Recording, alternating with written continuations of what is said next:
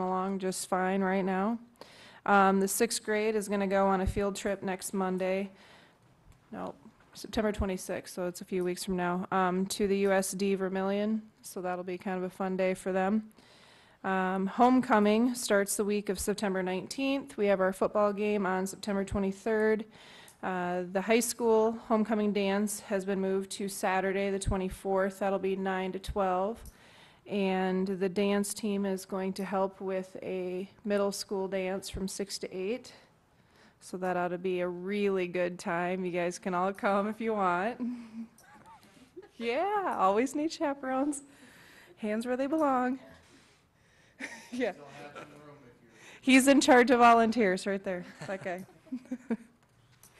As far as instructional information, the focus for this year is really to increase the variety of instructional strategies that teachers use in their classroom and when to use them for student needs. The goal is to help teachers research instructional strategies and also pair those that are already doing great ones to others that might need those. With the work of the TLC, that's kind of what our focus will be at with the middle school, high school.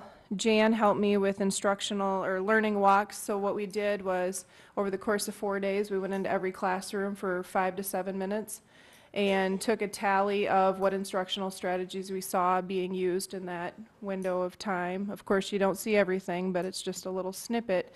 And then that list of what we saw was reported out to the staff, and that is going to be used as kind of our data to know how things are going as the school year goes on. So those visits will continue, and then that information will be reported to the staff.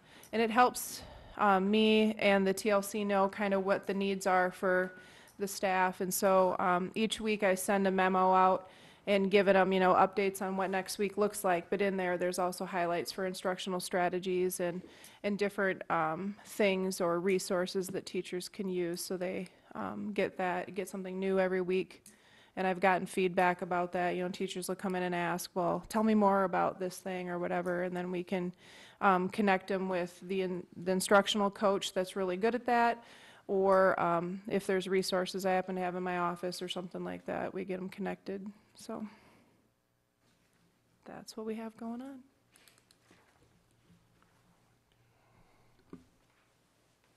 Thank you. Any questions for Heidi? Okay. Moving on to the AD report with Mr. Boza. Submitted a written report. The only thing I'd like to add to that was the email that I did send out to you today. I don't know if you've seen it or not. It's a very interesting email I received from an administrator at Lawton Bronson regarding the behavior of our students, our football players on Friday night, and how well behaved and respectful they were. She was very, very impressed and felt the need to share that with me and other administrators. I thought I'd like to share that with you guys. So if you hadn't seen that, check it out. Very nice. Did you share that with our coaches? I did. Thank you. I do have something for Ben. Visited with Mr. Kramer on this a little bit, but we currently have some sponsors that are not getting paid as far as coaching, cheerleading coaching. I'm not sure about our dance coaching. Wasn't okay. Did we approve that this year?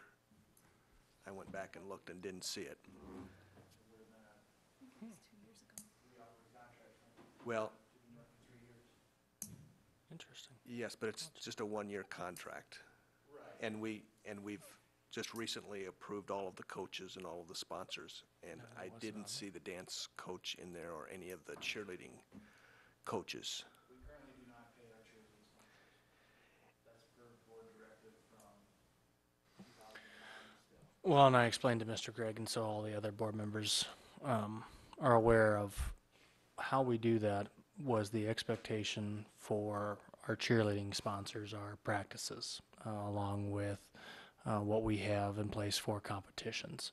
The reason we've kind of taken volunteers in the past is nobody has been 100% confident of being able to practice every day as what would be considered master contract for cheerleading sponsor. So rather than getting paid, those individuals have foregone getting paid and volunteered their time to have their sponsorship. They have practices, but it might be once a week. It may be kind of in between different events. All events are covered, but the time period in which it goes may be varied.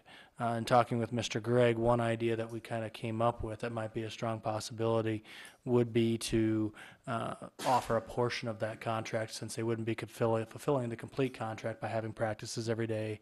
They'd still be fulfilling the need of going to each event, but then would also give them a financial incentive to perform those duties. And then it would also allow us to evaluate sponsorship of those activities also. And we do have those positions in master contract with amounts there. I'm not sure that we can, I don't know when the board directive was, but we can just say we're not going to pay those people anymore.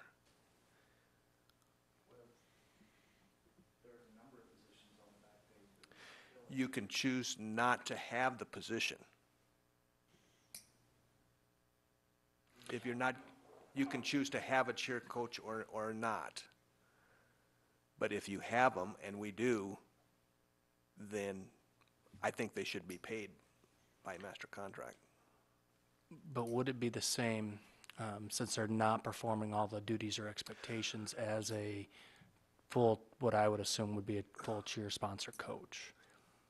Yeah, I guess I haven't seen those, the listings of the expectations of a cheer coach. From what I'm seeing, for instance, from the football cheerleaders, I think they're doing an outstanding job. So maybe they're not practicing as many times as we think they should, but they must be practicing enough to do a good job, and that's really what we're expecting. I'd be careful. I'd be careful in determining their success in a public performance, because if we get to that point, and maybe this is incorrect in assuming, but if I would have, per se, a middle school basketball coach, my expectation is that they would to receive a contract for that and actually to continue along as coach, that they would have practice every single day. That would be available to them after school, as opposed to letting them determine when practices would be taking place, that I'm only going to practice 3 days a week versus 5 because I think we're performing well enough. So I would be much more comfortable with modifying the amount to dictate the percentage or the amount of practices along with performances than I would be to determine their performance as an indicator for a full contract. I guess what are your thoughts there too? Yeah, I agree there should be some expectations in that. Yeah. I'm not sure a cheerleading coach position would be the same as a middle school basketball coach, in that practices have to happen every day. Mm-hmm. And so I guess maybe those expectations should be reviewed. I guess, We're saying that some of our sponsors aren't performing a full job because they're not practicing enough. I guess I need some clarification from the board, because the back page also has certain other positions that are filled by volunteers that we don't pay. One example would be 5th and 6th grade sports. We have a number of 5th and 6th grade sports teams who have parents that volunteer to organize and take them to competitions and open it up to all students. Are we then to pay them as well because they're on the back page? Well, it's my understanding those aren't school activities. But I could be wrong on that. But yes, if we have it on the back page and it's a school activity, and we are expecting somebody to fill that position, it probably should be paid. If we don't want to pay that position, then you don't have somebody in that position, or you remove it from the back page. So if we do not want the position, and it's not at a time to go through negotiations to move it from the back page, do I then not allow anyone to volunteer to do that? If you're talking about 5th and 6th grade sports, Or cheerleading, anything? if you If I've want, made the if you want choice that I cheerleading, don't, if I've made the choice that I do not want to sponsor a cheerleading program this year because of a lack of interest, whatever reason, right, and it's not negotiations time, it's September, it's October, and I have somebody come forward that says, I would like to volunteer to sponsor the cheerleaders. These girls have approached me about being cheerleaders. Do I have the responsibility to say, no, you can't, because if I do allow you to do that, I have to pay you? well, I assume you'd have to decide whether we should have cheerleaders or not. That's the first decision. And if you change your mind that we should have cheerleaders, then if we have it on the back page and we're going to have somebody leading those cheerleaders, then yes, I would expect that they would be paid for that. Okay. I just need a And that's guidance my on that. opinion. But I don't see why we're not paying these people to do the job that we have in our master contract. Because if they didn't do it, I don't know if I'd fill those positions. Because you don't want to pay somebody to do it? No, because I don't think that they are, from the last time that we've had discussions at the board level about the necessity of those programs, the directive from the board was that they were not necessary. Well, if that's the case, it should be a yearly decision, shouldn't it? All right, that would be up to the board members to decide. If it's a paid position, then they, as a coach, do they not have to have a endorsement, college endorsement for going through that? So we probably don't have folks who want to use their endorsement for being a cheerleader coach, but we've got volunteers who don't have the credentials, but they want to. Every one of our volunteers that works with athletes has to have a coaching endorsement through the Iowa Board of Educational Examiners. They cannot volunteer, they cannot work with athletes without it. So they're all credentialed regardless? Everyone. Okay, you answered my question then. But is that also the case for sponsors and cheerleading coaches? No, So they don't Okay, need, that's what I meant. they don't That's need what a I meant. certification? They don't need a certification? no. Yeah, even if we pay them. On the outside of this discussion, I would recommend that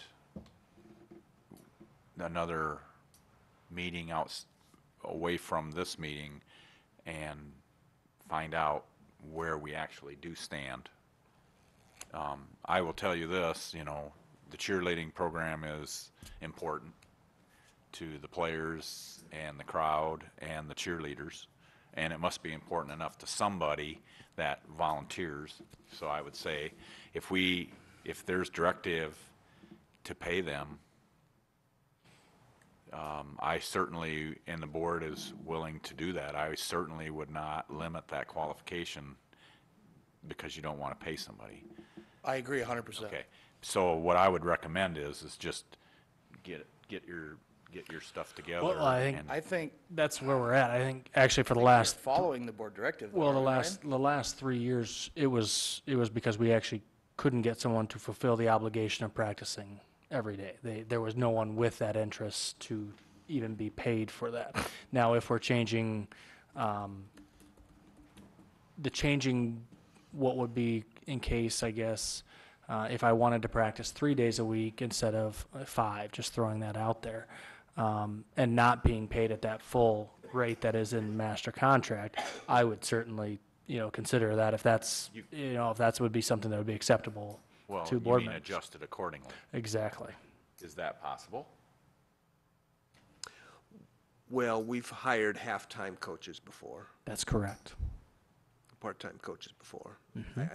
I think that would be possible. Okay. Before we do that, though, I I guess I need some clarification, because I have a coach's handbook that lists the coaches, the coaching positions that we are to offer and the numbers that we have to follow.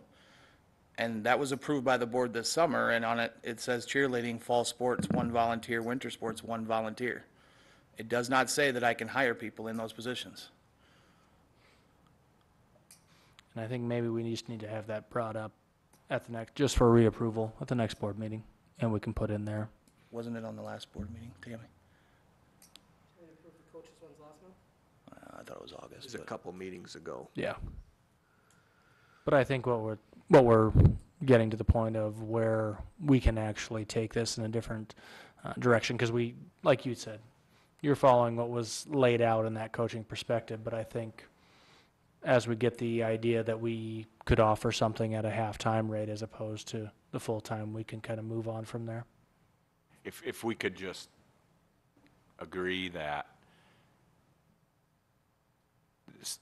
some of there's people with expectations different than what's down on paper. Perhaps they were passed over, meaning volunteer. I guess Can I'm not I modify understanding it? that. Well, whether you understand. Further discussion, if you guys would like to come and talk. Ben, whether you understand it or not, what I'm trying to do is open it up to more discussion so we can get this resolved. That's actually what I'm Absolutely. ture to do. Absolutely. Yeah. That's all. And there would seems to welcome be, that discussion. there seems to be Okay. a conflict between the coach's handbook and the master contract that should be resolved. Okay, before the next meeting, we'll work on that. Perfect. That work? Absolutely. Okay.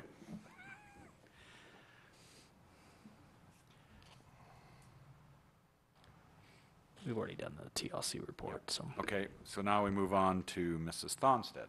Well, hi. Okay, so elementary, we're in the swing of it, 13 days in. We're moving along rather well. And last week, we finished universal screening, which is the literacy, math, and writing assessments that we have to do kindergarten through 5th grade. TK does reading and math, but not writing. So what we use that information for is for identifying our Title I students and our at-risk students. So I wanted to make sure that I talked about that because I know Mr. Gregg had questions last month about ratio, making sure we're staffing enough, making sure that if students' needs are higher or lower, that we're accommodating that. And so I wanted to make sure I brought that up. Because we don't always know exactly who our students are right off the bat at the beginning of the year, it makes it more challenging to really isolate how many students for every staff member for at-risk and Title I. But we're in the process of really looking at that right now and making sure that we're adequately meeting their needs and, if possible, even going above and beyond that. So that's our goal, that's our hope, and I'll be giving more information throughout the next couple months about that.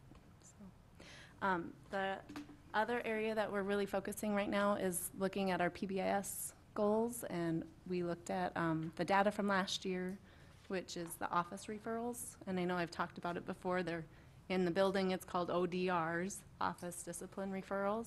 So it basically is about whenever there's a student who's misbehaving or making poor choices, a teacher will notify through a written report, written form. So our goal this year is to reduce that problem behavior of students.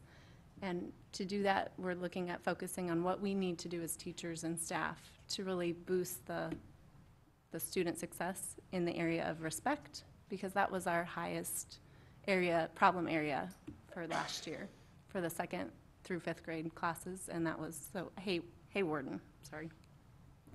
And then in Ireton, it was physical aggression, but it's minor, so it's more like pushing, shoving, that area, so we're looking at doing at-risk instruction. So our at-risk liaison will actually be coaching kids and teaching kids about hands, touch, where they're supposed to be hands to themselves versus what happens if someone pushes you. Do you push them back? No. You know, really trying to get in there and teach the kids what to do in problem situations so that we can reduce those problem behaviors. So that's what our big kind of talk this last week and couple weeks have been, looking at the data to make good decisions. So moving right along. Thanks. Any questions? Thank you, Carrie. Moving on to Mr. Kramer. I'll try taking over Tammy's. Oh, yeah, it did. All right, we'll start off with the Pepple Silo budget. It's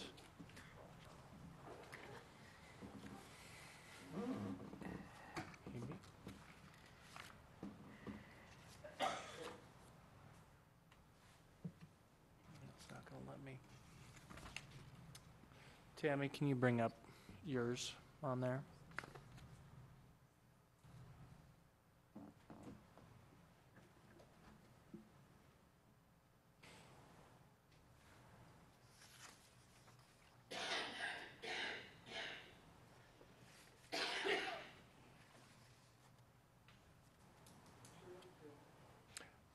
Go to the Pepple Silo budget, go to your evidence or artifacts.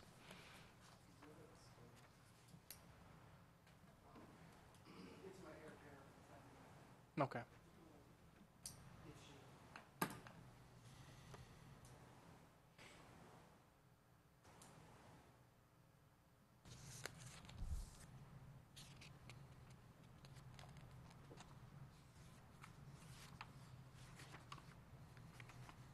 I may try this.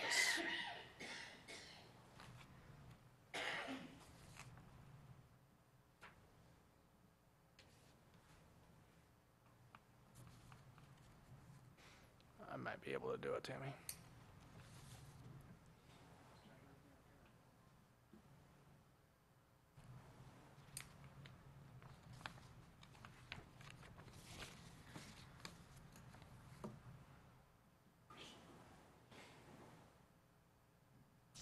No. Okay.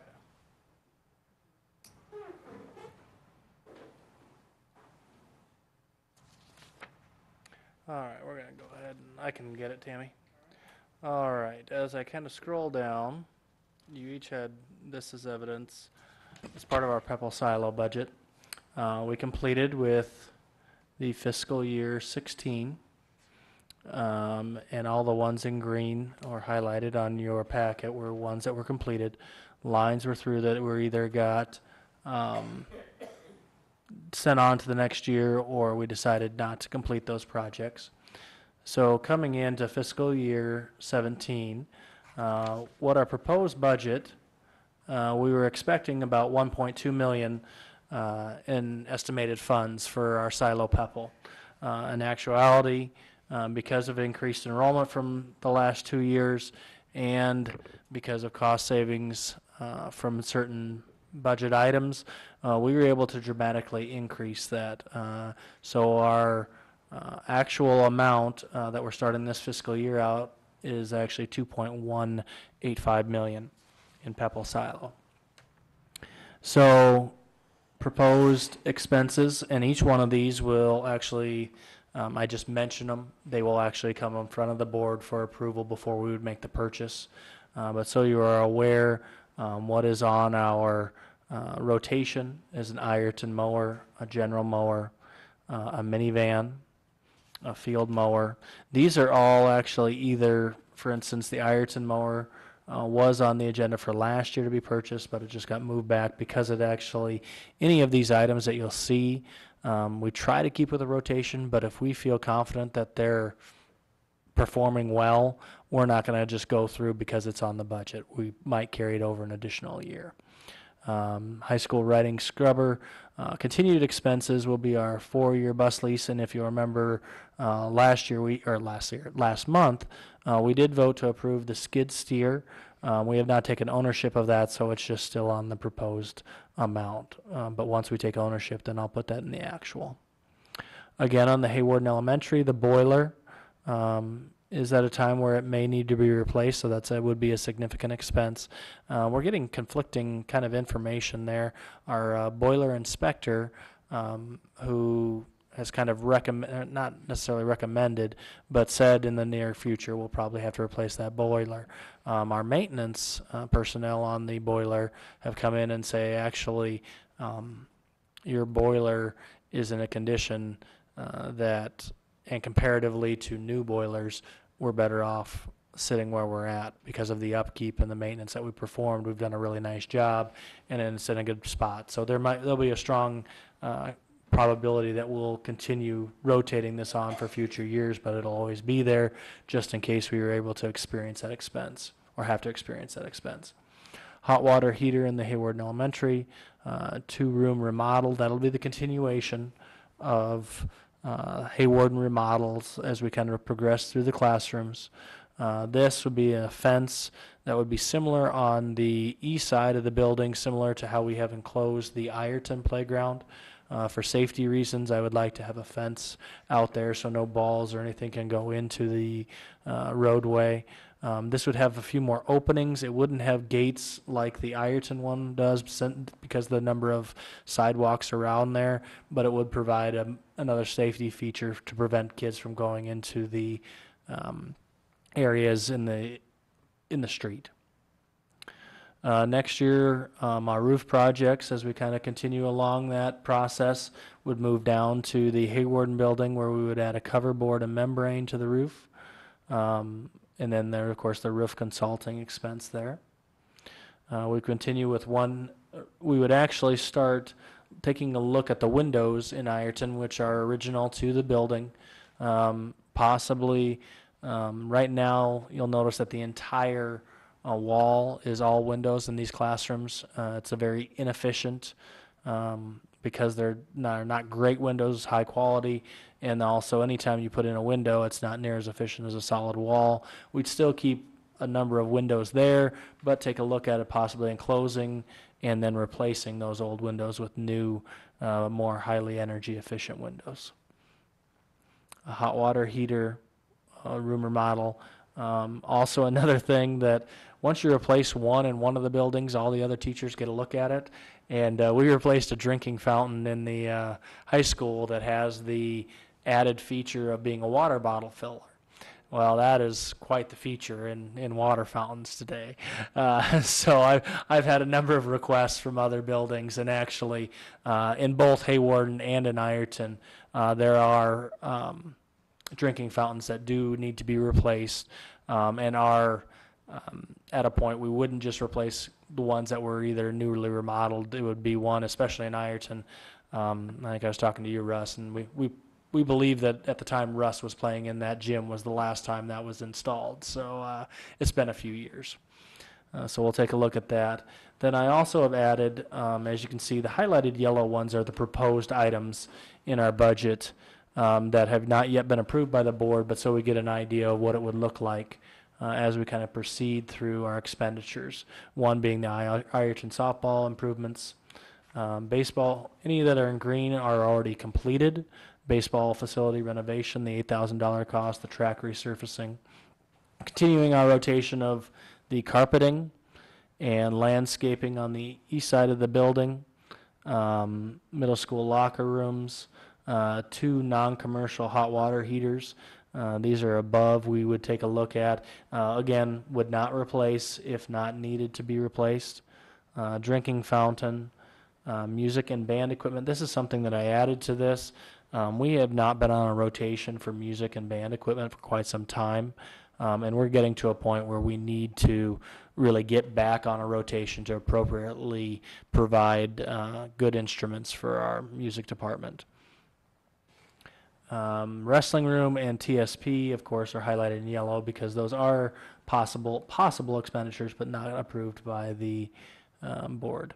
And then, of course, we have those expenditures that were after July 1, but are already completed and will appear on this year's fiscal year.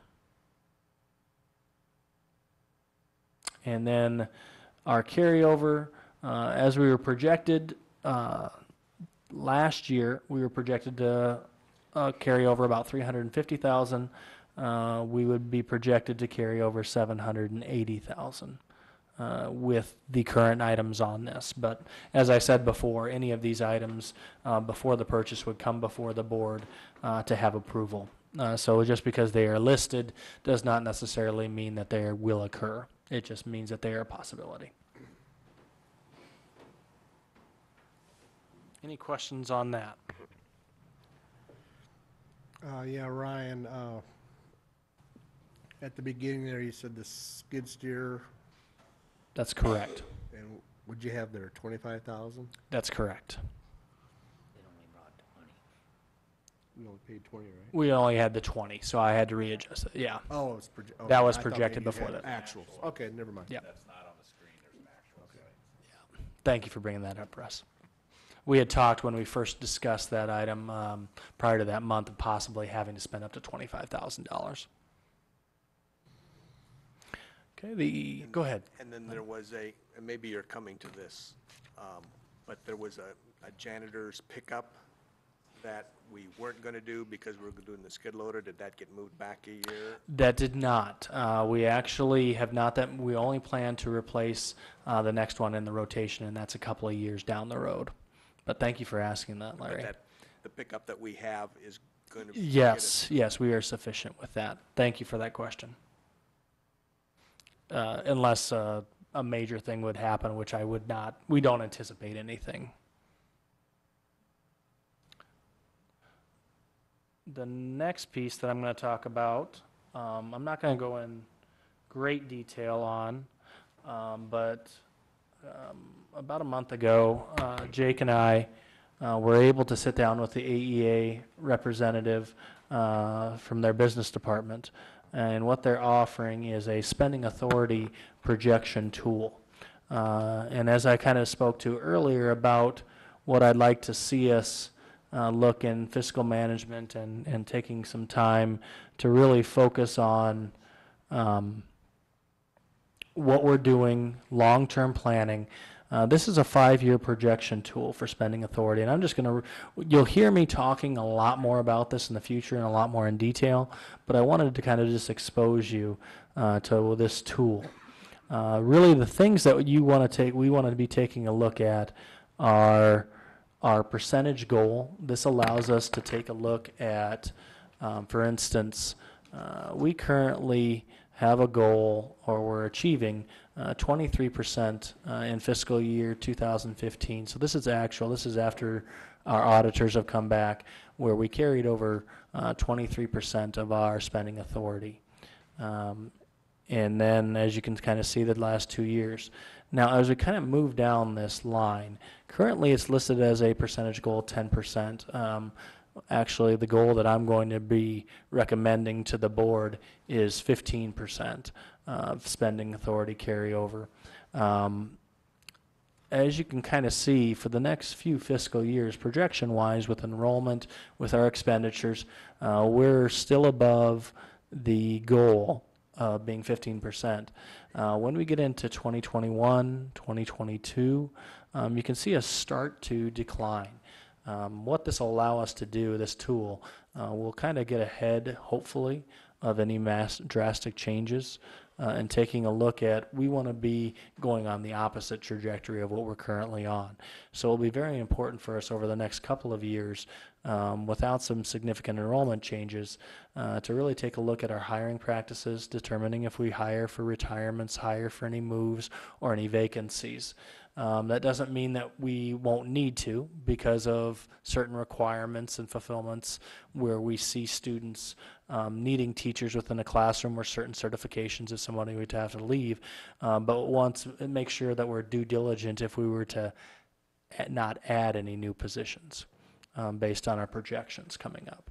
What this incorporates is expenditure increases, and it also incorporates tax taxing information and student increases and special education weighting.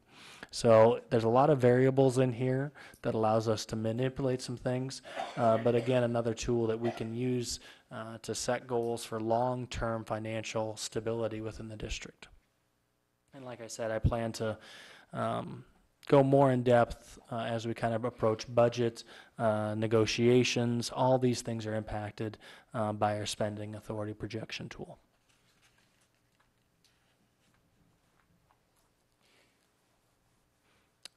And I can take any questions, or that'll be the end of what I have to talk about for my report.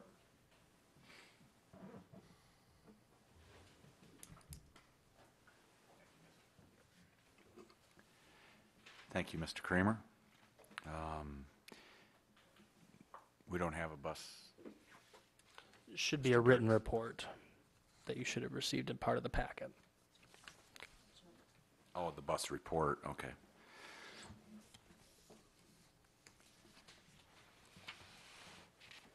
It's in the packet. For the bus report? Pardon me? What are you looking for? The bus report. Okay.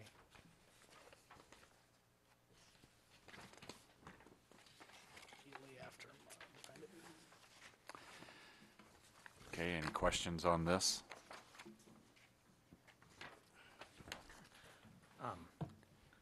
I already talked about that earlier, so Correct?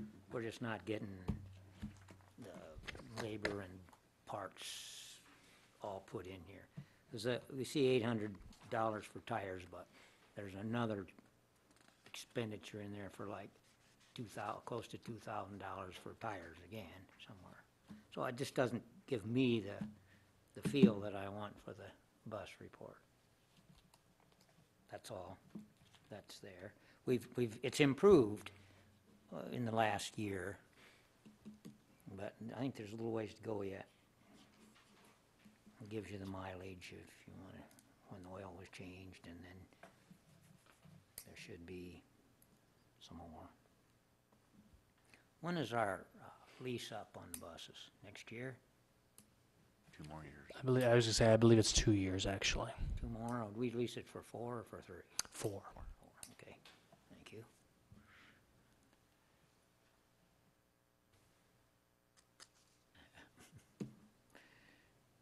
Okay.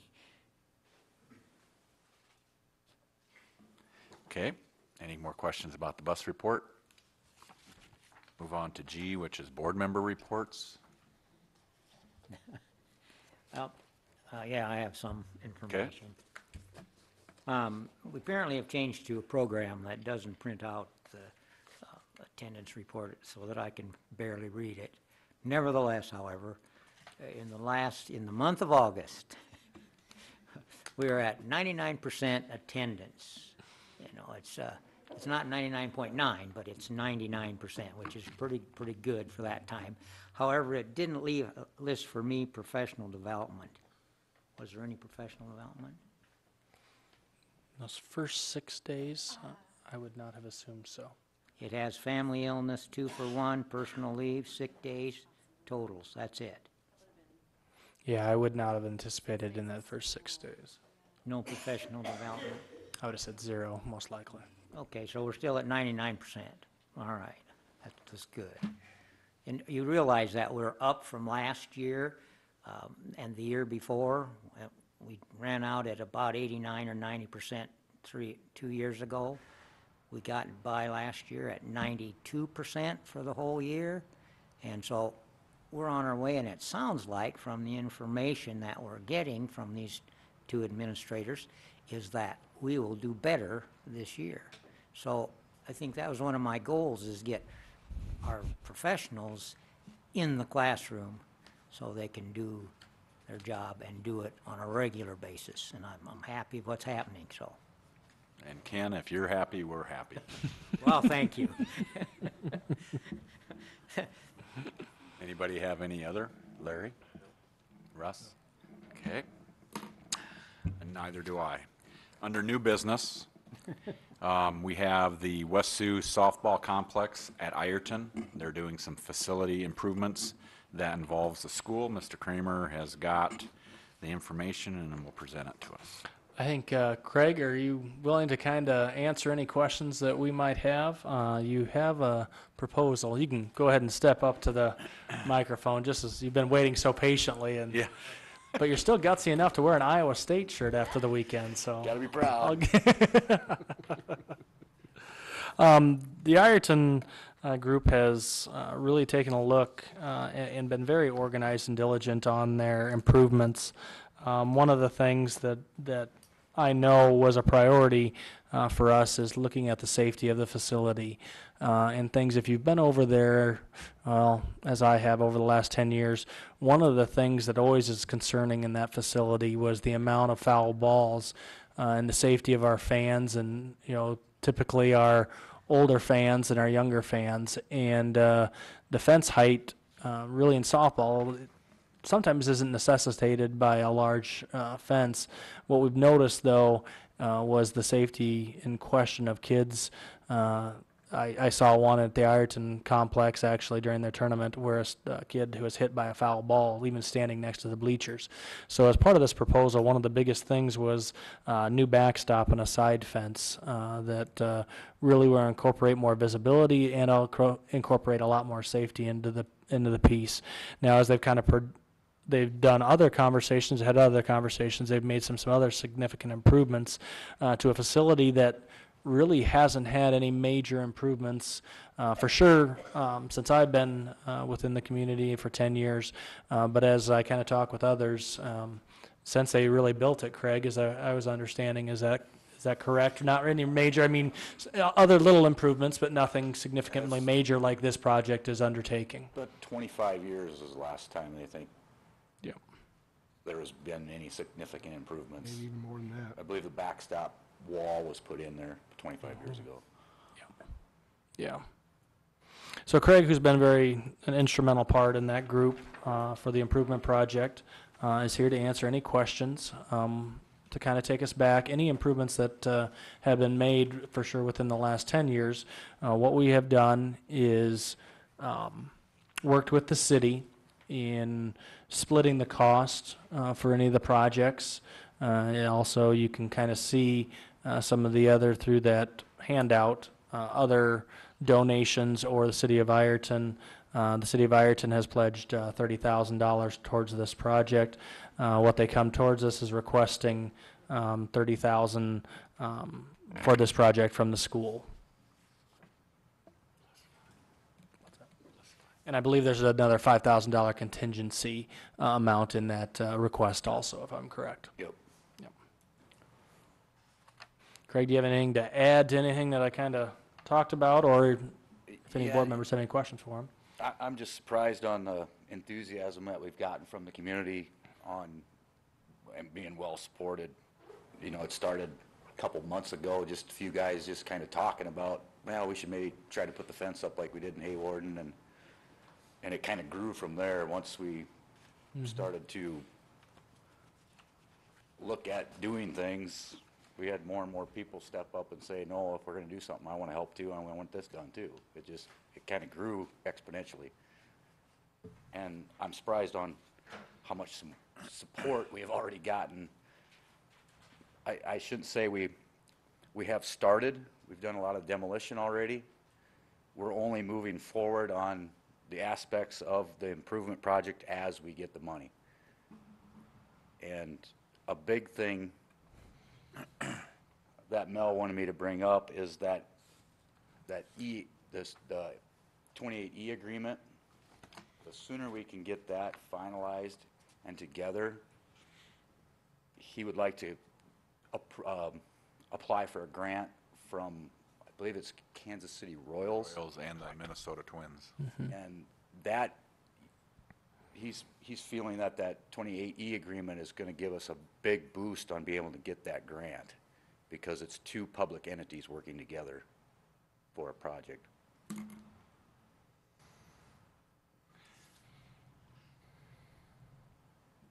I guess we're just asking for a vote if the school would be willing to support the project in Ireton. And Last week, I took the opportunity and met with Mel. We went through it. It showed that the dugouts have been removed. It showed some stakes where the new ones, how much larger they are, how much safer they are, and how much more access they'll have to things. The batting cage is being moved further down the hill to the east, and there'll be some significant landscaping that's similar or the similar idea to what we did here, with a two-tiered, the big blocks, planting some trees, some grass for lawn chairs. Your net will be entirely covering everything versus just behind the stands on your complex. It'll be first rate, and one thing that's nice about it is you do have the enthusiasm for it, but the follow-through is there too. Significant individuals have stepped up to the plate that I've seen, and with the promise of perhaps even more from a couple if everybody comes together, let alone, I believe at West Sioux, or here, I think Minnesota Twins contributed at one time to us, and their possibility with the 28E is significant in the way they look at things through the Royals and the Twins, could be very significant. And so I looked at it, very well put together, I thought. Backstop, there'll be similar padding that's put on the wall. They'll actually have two different ones. One that'll say West Sioux Falcons, and the other one I think will say, what is it, Youth Baseball or Bud Kemper or something like that. Yeah, I don't think they've decided on the name yet for the, but it's something to do for the with summer rec program. And so they are catering to the school because that's how committed they are. And I think it's a good program, and I think it's significant program. I think I seen a total program cost of upwards near $170,000, even though this one says 124. Is that? That is correct. Okay. 172,500 is the updated. There's an projected updated funding one. I total. have the old one. And West Sioux gets in for 30, and the 5,000 contingency would be, I believe, for next year at the end if they need it. If it's not needed, it won't be used. I think you're having a three-sided lime building put up in that deal. I mean, it's some parking. That was one of the latter things that got added. We had a specific individual that came through and wanted to donate some money and wanted it put towards some excessive or extra parking or to open up the road so when there's parking on the road, Parking, right? you can get past each Yes. other yet on the road. And actually even some parking down on the south side, I believe, where the swimming pool is. Yep. For some elder people, for the some handicap and elder. handicap area parking. I think my personal opinion is, from what I've seen, it's very, very good. It's very well put together, and I have total confidence that it'll happen in its completeness. So. We've got a really good committee put together. I mean, a variety of people. It seems like we've had three meetings now. Everybody's stepped up to the plate and done their part, gotten things organized, and I think it's going to be a great project, and we just really would like to get rolling on it because spring comes fast and ball season comes early, and we don't know what spring's going to bring. And I think finally what I want to say that we haven't touched on is the girls softball, which the West Sioux has, will benefit in hundreds of percentages in just having a complex that's really nice, develops attitude and pride and stuff. I think that's where West Sioux stands on that, is for that. That's how I look at it. We all know Ireton's ability to make things happen, and they certainly did here too.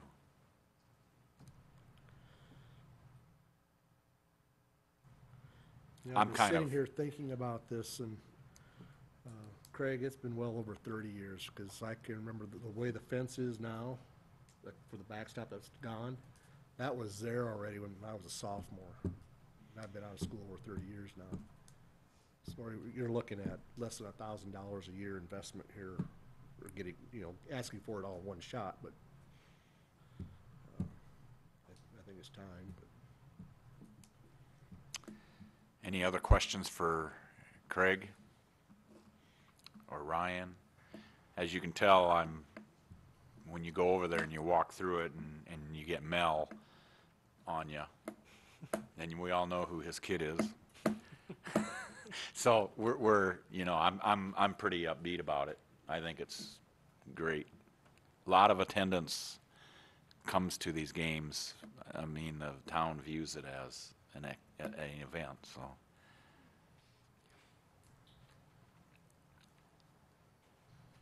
So we're gonna do the same thing here, Craig. We're gonna go through these, we'll pull out anything, because these are all action items, and then we'll vote on. Is that how you want to do that, Ken? Or do you want to do these one by one, being that that's different? I would say we should just go one by one since it's new business. Okay. Okay, any other questions for the presenter? I have none. Okay, Thanks, Craig. Appreciate it. I would entertain a motion.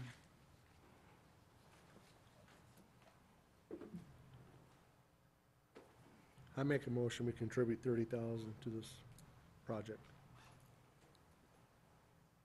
With a contingency. with the contingency of 5,000 if they need Okay, it. And I'll second that. okay, motion made by Mr. Coons, seconded by Mr. Gregg to approve the 30,000 plus the 5,000 contingency. Any further discussion? That fits our whatever Pebble silo fund that. That is funds are correct. coming out of. Yep. Yeah. Okay, all those in favor of the expenditure of 30,000 to the softball complex at Ireton and the facility improvements of 30,000 plus 5,000 contingency indicate by saying aye. Aye. Aye. Opposed, the same. Motion carried. Thank you. Move on to the fundraisers. Mr. Kramer. As you can see, we have a number of fundraisers that different organizations would like to have approved. Well, at least this time they're on one page.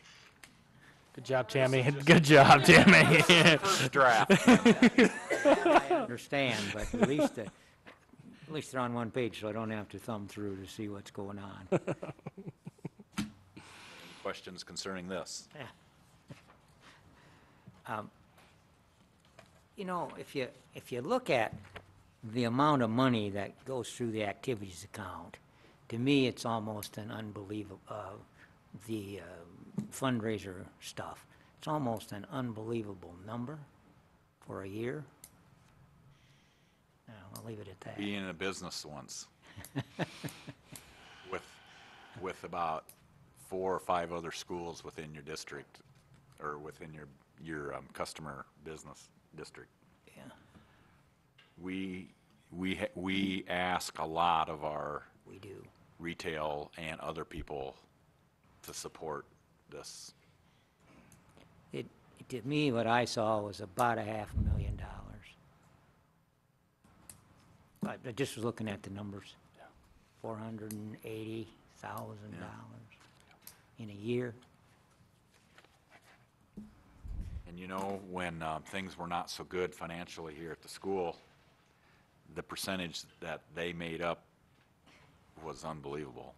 I mean, we didn't do it if they didn't pay it. Right. I mean, but, so when you do have the opportunity, say thanks. And that's why it's important to buy in town as much as you can. But, so, any more discussion on the fundraisers? I would entertain a motion on that. I'll move we accept the fundraisers as listed. Is there a second? Sport? Okay, Mr. Gregg made a motion to accept the fundraisers as it's been presented, seconded by Mr. Coons. Any other discussion? Yeah, Larry, when these some others come filtering through, are you going to vote for them?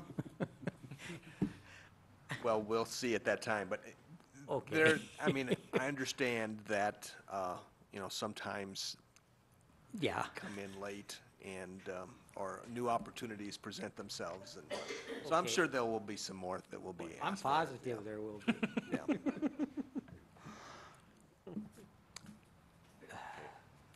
Okay, the discussion is over. All those in favor of accepting the fundraisers presented to us indicate by saying aye.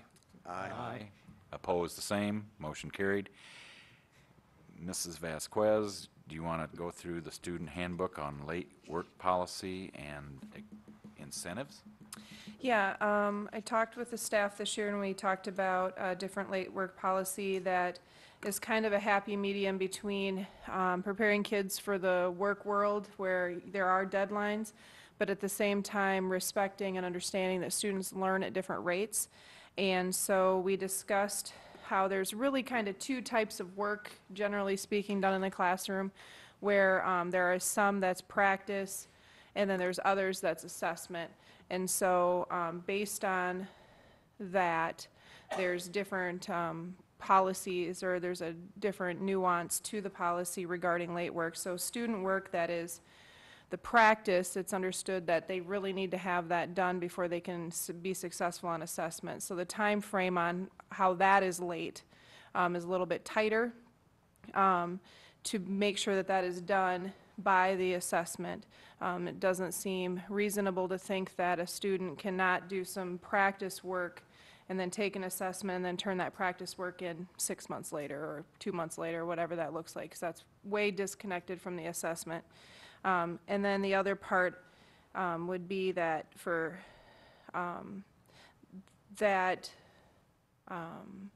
points can be deducted if they don't get that turned in on time when it's practice.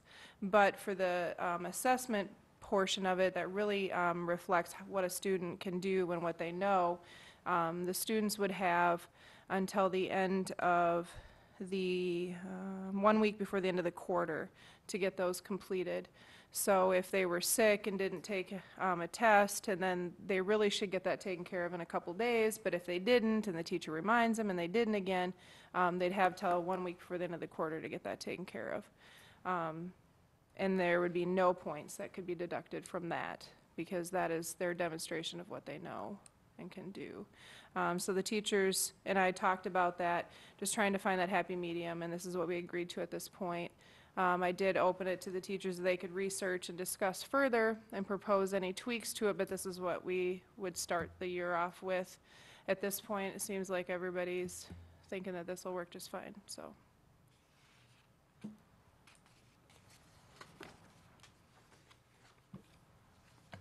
So this is going to change in the student handbook? This is going to be a change, Yep, not an addition? right. Okay. And that's different than the incentives, right? Yes. You just are touching on the late Yeah. work policy. Yep. Any questions? Okay, I'd entertain a motion. So move. Okay, is there a second? Support. Been a motion made by Mr. Cook, seconded by Mr. Coons. Any discussion? You've discussed this with Mr. Kramer and everything, I imagine? Okay, Just one question, is this being implemented currently? Yep, we discussed it and then wanted to run with it right away at the beginning with students. Students are well aware of the changes? I even personally told them all, Okay. in addition to their teachers, sharing it with them and that sort of thing, but. okay. All those in favor of accepting, or excuse me, of putting the changes of late work policy as presented to us by Mrs. Vasquez into the student handbook indicate by saying aye. Aye. Opposed, the same. Motion carried. Moving on to D, go ahead, please. Okay, so for the incentives policy, that was piloted last year, just the second semester. So this is written pretty much the same way. The only issue was from what you guys approved this summer for the handbook till now is the like second semester words that were specific, because it was written just for second semester last year. However, it was meant to be implemented, you know, immediately starting the beginning of the school year. So there was just some different wordings and dates that were in there that didn't apply to the whole school year. And then I know that in the future, the leadership team is looking at this as a whole and just looking at some of the pieces, like are they really getting the results that they wanted? So this is kind of a piece of a talking point. But overall, it's working well. I think there's just a few things that might change. And I would bring that before you next month. But for the most part, you know, the goal is to try to honor those kids and give appreciation to those kids that are doing the right things every day. So, Is this for first and second semester or just second? it's all year, yeah, first and second. Okay.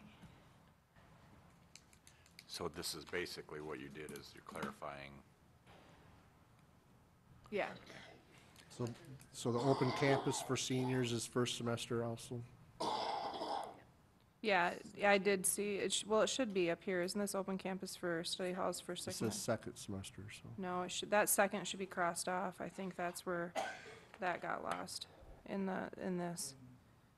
It was supposed to be crossed off, like I did the, When we put the incentive policy in place last year, yeah. we started it second semester, that's why it reads that way. It was Oh, I intended to continue through this whole school year. But it This was would- meant to start out at the beginning of this. Yeah. Correct. And this copy that you have here was supposed to be the fixed version, but I do see here at the top where it says open campus for study halls for second semester. It should be crossed off. The second should be removed. It should actually say, open campus for study halls and senior lounge. Each semester. Yep.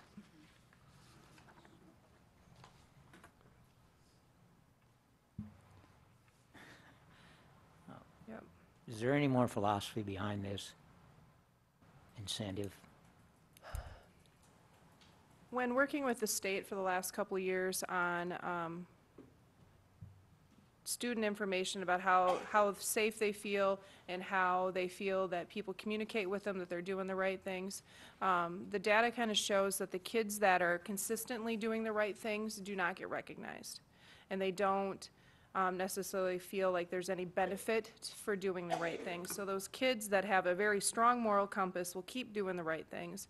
But those that are kind of on the line, if they see a lot of attention being given for the negative behaviors, they're very easily swayed to the negative because they just want energy and they just want attention at the end of the day. And so the goal is really to try to continue to honor and those kids that are always doing the right thing. And then we're looking for reasonable, easily managed, and inexpensive ways to do that. So we're kind of looking within our system, what can we do to do that for them? So that's kind of the basis of some of these. And we have to work with that because we have to figure out, you know, what's manageable, what's not manageable, you know, what is actually getting the effect that we want, you know, do the kids care about that certain thing? Like senior lounge, I think kids care about that. They take advantage of that, they enjoy that. Some of the other things, we have to look at that. Is that really sending the message we want? And so that's why the leadership team is further looking at this. To answer a question that Ken approached me with before the meeting started, I take it that's where perhaps the contact you've had about the lunch line came from. Yeah. That's where, that was our first discussion, but Okay. we didn't have the decisions made before Tammy needed to get your packet out, so that's where there'll be more information. It is funny how we hear things, though. Oh, yeah, Well, it's not funny, but I mean, it's, there's no secrets. what's that? Yeah, well, that's the way it goes. So, any questions concerning this? I'll move that we approve the updates to the student handbook concerning the incentives policy. Is there a second? Support. Okay, motion made by Mr. Gregg, seconded by Mr. Coons to support or to approve the incentive part of the handbook, the changes. All those, any discussion? All those in favor of accepting that, as it's presented to us, indicate by saying aye. Aye. Opposed, the same. Motion carried. Thank you. Moving on to number 9, next board meeting. We had talked earlier that we're going to either have an additional one or change that meeting to a different date. I guess we can do 2 things. We have to have in place a person By the before the 8th of October, which would be the week of, or week before our regular scheduled meeting. Our regular meeting is scheduled for the 10th.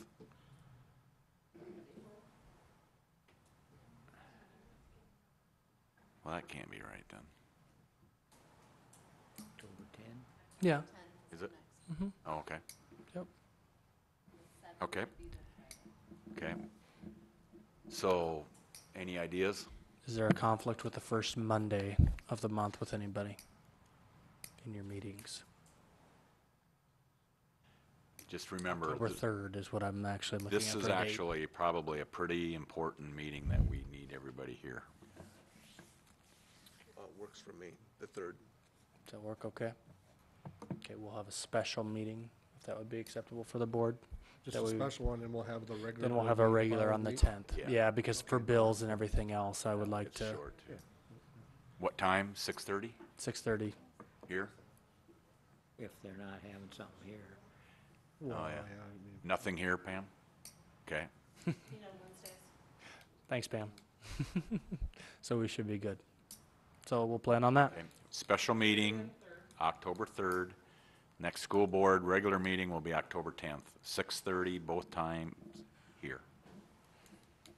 I would support a motion to adjourn. So moved. Second? Second. Go ahead. Okay. Motion made by Russ, seconded by Mr. Gregg. All those in favor indicate by saying aye. Aye. Opposed, the same. Motion carried. Thank you. Sorry it got so late. Trying as hard as I could. I told my wife I'd be home by 8:30, but when Mr. Gregg and Ben started arguing, I thought it was over. Actually, yeah, I know. I tried real hard. It really, I think Tabby threw us off at the beginning with the whole Yeah.